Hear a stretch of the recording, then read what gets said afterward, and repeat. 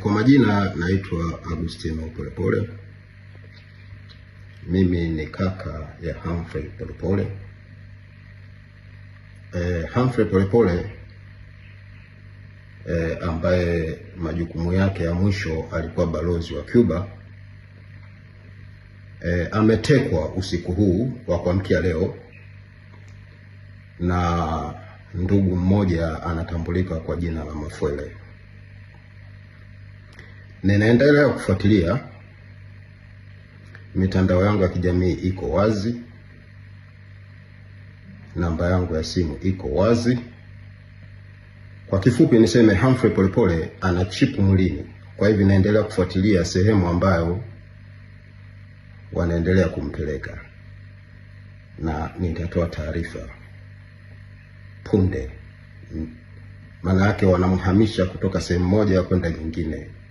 Nitatoa taarifa. Asante.